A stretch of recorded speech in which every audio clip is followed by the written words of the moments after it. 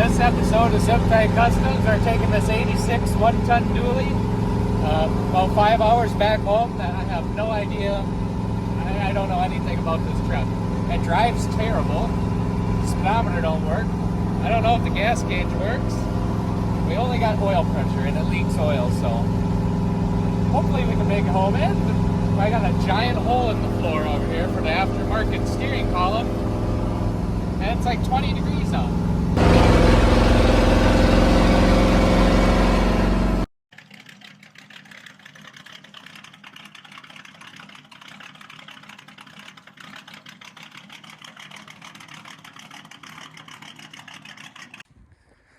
Well, we got ourselves a one-ton dually, 86. And we're about, I'd say 3 hours away from home, and we've just been driving for an hour. And just checking it over. It's doing pretty good. It drives terrible. We ain't got no heat. It's like 20 degrees out. We got a valve cover leak. And I don't know. Seems to be doing pretty good. Tire's a little low. Well, yeah. We're all the way out in the middle of nowhere of Wisconsin. Don't know anything about this truck. It's got airbags in the back. And I'm a little skeptical because some kids had it. It's got a brand new tank. It's got airbags, but they're not hooked up. Well, they're hooked up, but something's making them leak. It's a pretty solid truck. It looks terrible. It's got a brand new radiator in it. I think it's not even getting hot enough to even overheat because it's well, we've had a fire before because it keeps kicking on the high idle.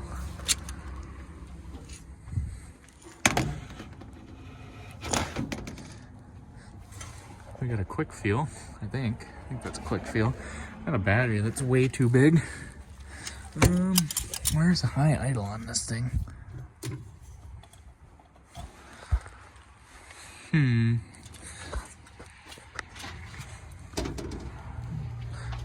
want to say it's that. I don't know.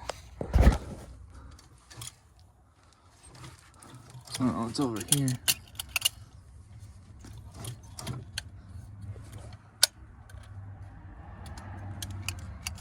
Yeah, get some zip ties and zip tie that shut.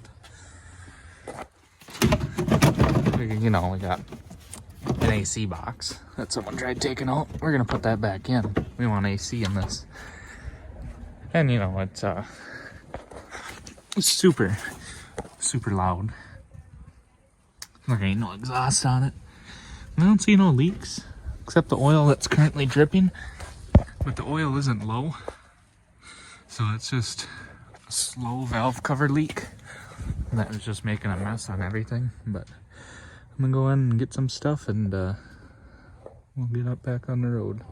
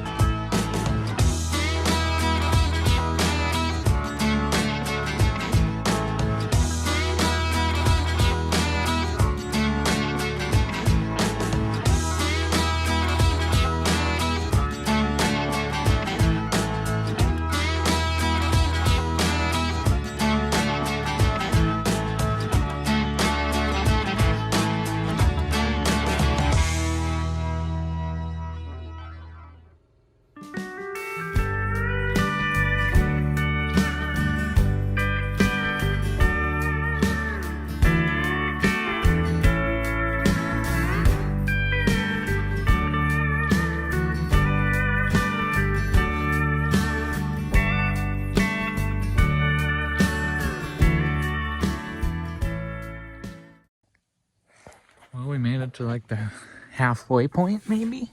Well, a little more than halfway. We got an hour and a half left. But we're up at the showgrounds right now, just looking it over. I gotta add some air to these tires. The exhaust is extremely loud. It's like, I don't know why anybody decided they wanted to cut the mufflers off. You can't hear nothing. Like, absolutely nothing. The motor's running really good.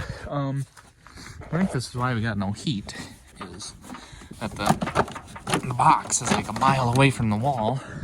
I don't know why, but it looked like someone was in the process of unbolting it for something and gave up.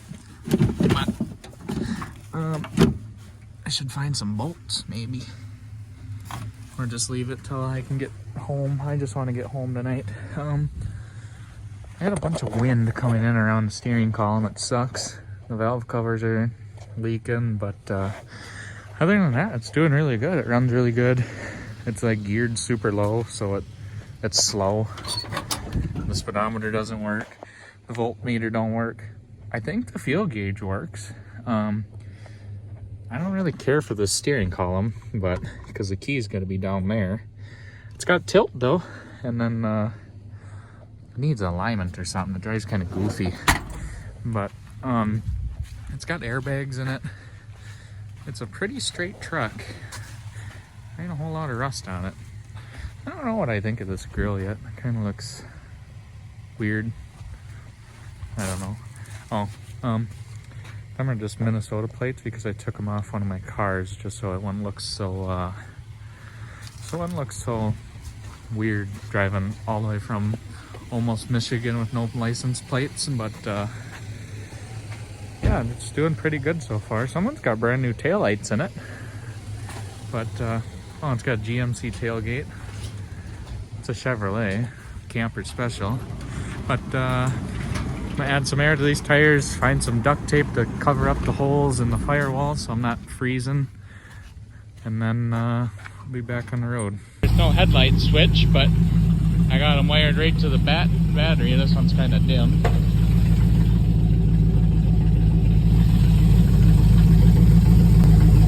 There we go. Someone had the ground unhooked. Well, they got headlights. They're wired directly to the battery, so she obviously needs some work. But I think we got all the lights we need, even a license plate light. So on our way back home now.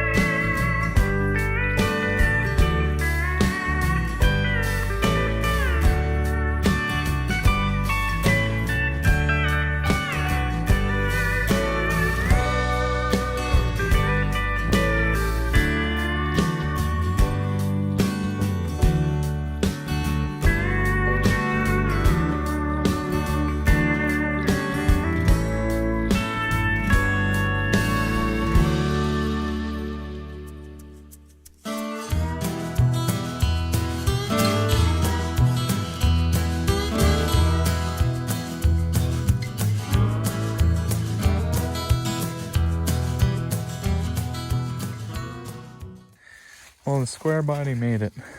I didn't think it was gonna. We gotta fix this valve cover leak, and then it should be good.